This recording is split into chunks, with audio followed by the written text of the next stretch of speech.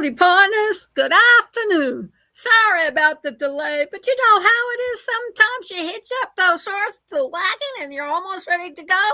And the little one says, I gotta go to the bathroom. So there it is. Sorry for the delay. Today on Lest We Forget History, we're going to be talking about Mpox, the M standing for monkeypox, and the Mpox smuggling case. It takes us into the world of scientific ethics, public trust, and the long shadow of past laboratory mistakes, because history has a way of repeating itself when we stop paying attention. So listen up to U.S. government, virologists, people who dabble in viruses. Comprende?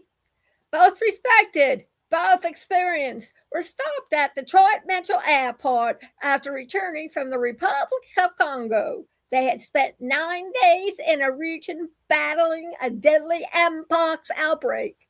When questioned, they denied carrying any biological materials. But tests, darn things, age tripped them up, and that they were traveling with undeclared vials of Mpox outbreak. Who would have thought? One question, they denied carrying any biological materials, even though they were undeclared vials of deactivated Mpox virus. And that's where the story shifts from the unusual to the historic. Because, mateys, this isn't the first time scientists have quietly gathered biological samples across borders. Oh, no, sirree. And it isn't the first time the United States has had to confront the consequences of mishandled pathogens. This case echoes several earlier incidents, moments when small decisions inside laboratories had big consequences. The CDC anthrax exposure incident, researchers at the Centers for Disease Control accidentally sent live anthrax to labs that were not equipped to handle it.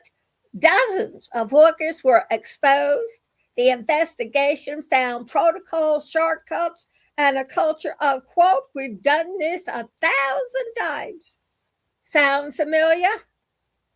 Forgotten smallpox vials at the NIH, the National Institute of Health, in case you don't know what NIH means.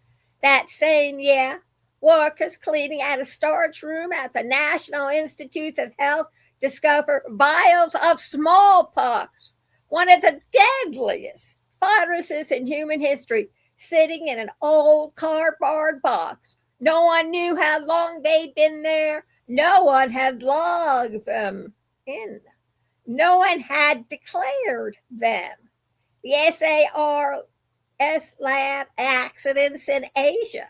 After the original SARS outbreak, several labs in Asia experienced accidental releases of the virus. In each case, investigators found the same pattern: overconfidence, shortcuts, and a belief that we've done this before, it's fine.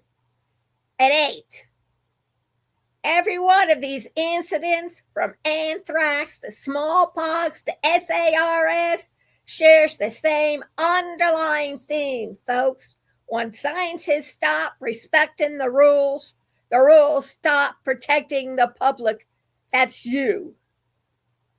And that's why this Mpox case matters. Not because the virus was active, it wasn't. Not because there was an outbreak risk, there wasn't. But because trust is the backbone of public health. When a scientist says, I'll do this all the time, while carrying undeclared biological samples through an airport, it raises the same historical red flags we've seen before. Because history teaches us that danger doesn't always come from malice. Sometimes it comes from routine, familiarity, overconfidence, and the belief that rules are optional. And every time we've ignored those warning signs, We've paid for it. This case is a reminder, not of what happened, but what could happen when oversight fails and individuals decide they know better than the system designed to protect us. In public health, the smallest vial can carry the biggest lesson. And that's why we tell these here stories, so we don't forget the history that keeps us safe. Stay alert, and make sure your lab ain't dumping any more pythons into the Florida Everglades. Have a great weekend, partners, and see you around.